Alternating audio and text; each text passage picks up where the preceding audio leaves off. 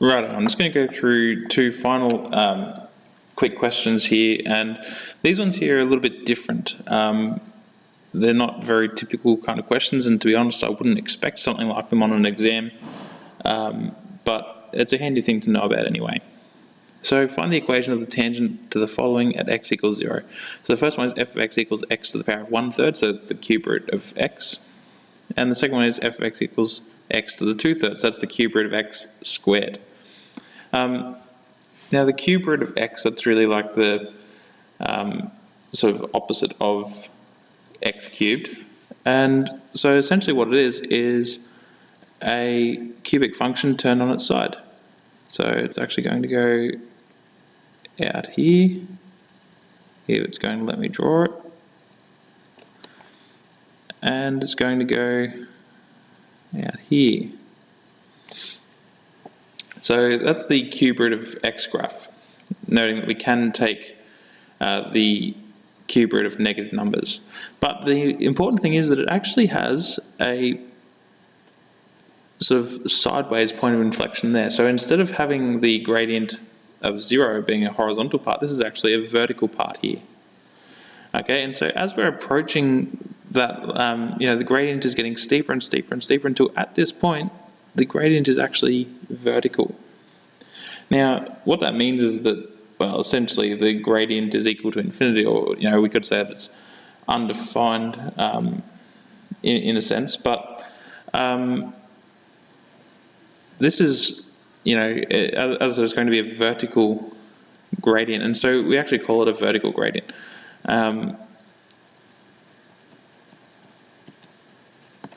I'll just write that here. So it's a vertical gradient. And because it's vertical, the equation of the line there, it's going vertically and passing through x equals 0. So therefore the equation must be x equals 0. Because remember, if we have an equation where it's just x equals some number, that's a vertical line passing through whatever the value is there. In a similar fashion, x to the power of 2/3, well, the 2, all that does is it makes it so that it's positive because it's squaring the x value. So it's going to be the cube root of x, so it's going to, it's going to go out that way, but it's also going to go out that way rather than going below the x-axis.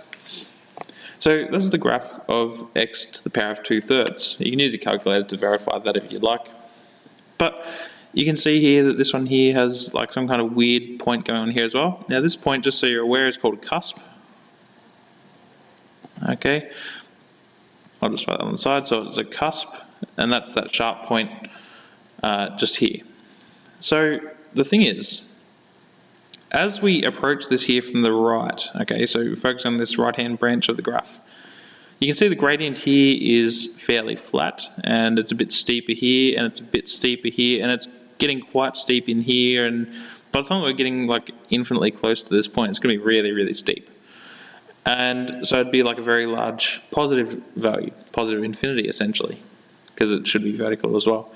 And same for this one here, we're coming in, it's negative, but it's flat, so it's a small negative, larger negative, and here it's quite steep in the negative direction, so basically it ends up being a gradient of negative infinity from that left-hand side.